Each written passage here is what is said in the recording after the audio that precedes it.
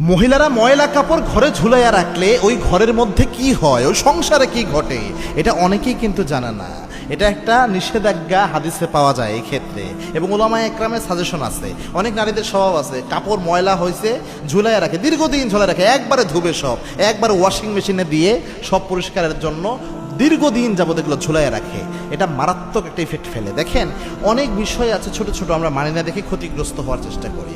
এবং আল্লাহর হাবিব সাল্লাল্লাহু আলাইহি ওয়াসাল্লামের নিষেধাজ্ঞা আছে, তোমরা ঘরের মধ্যে অনেক দিন যাবত ময়লা জামা কাপড় ঝুলাইয়া রাখিও না।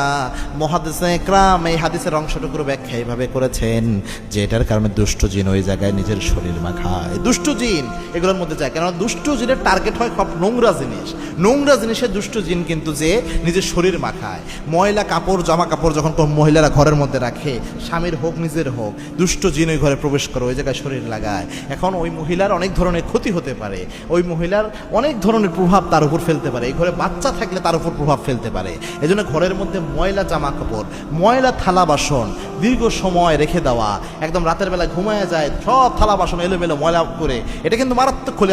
আলী রাদিয়াল্লাহু আনহুর একটা বর্ণনা এরকম পাওয়া যায়, যদিও দুর্বল বলেছেন এগুলোকে অনেকেই, কিন্তু এগুলা বাস্তবসম্মত। উলামায়ে একরাম এগুলো থেকে নিষেধাজ্ঞা করে। মনে রাখবেন, পবিত্রতা পরিচ্ছন্নতা এটার নাম ইসলাম, আর যেটা অপবিত্রতা বা অপরিষ্কার এই জিনিসগুলোর নাম কিন্তু ইসলাম না। ইসলাম পরিষ্কারের পক্ষে, ইসলাম পরিচ্ছন্নতা শেখায়। এজন্য অবশ্যই এই ক্ষেত্রে সতর্ক থাকা দরকার।